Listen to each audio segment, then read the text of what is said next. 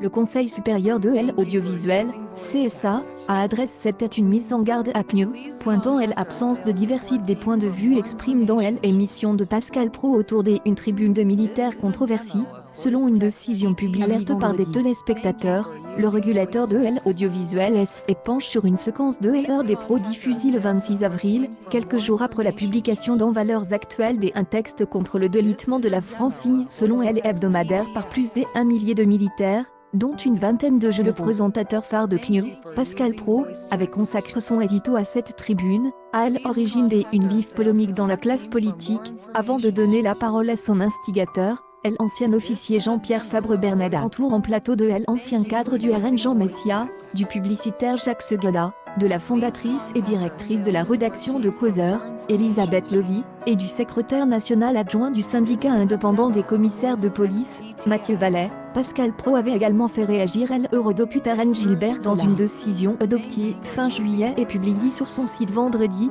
Le CSA rappelle que la chaîne devait veiller au respect d'une présentation honnête des questions prêtant à controverse, en particulier en assurant l'expression des différents points de vue par les journalistes, présentateurs, animateurs ou collaborateurs. Compte tenu du caractère controversé des propos tenus par l'auteur de la tribune débattue, le Conseil estime que l'absence de diversité des points de vue exprimés par les participants en plateau contrevenait à cette obligation, a-t-il expliqué. Un constat conforte par une nouvelle évocation de la tribune le 3 mai par les mêmes intervenants, hormis Mathieu Vallet, et en des termes comparables, ajoute le gendarme de l'audiovisuel. Ce n'est pas la première fois que la chaîne des informations du groupe Canal, contrôlée par le milliardaire Vincent Langlois, est rappelée à l'ordre par le CSA. Outre une autre mise en garde pour publicité clandestine, CNews a écopé en juin d'une mise en demeure, un avertissement plus sévère, pour avoir trop donné la parole au candidat RN en lice pour les élections régionales en Île-de-France. En mars, le CSA inflige à la chaîne une amende de 200 000 € pour incitation à la haine et à la violence après des propos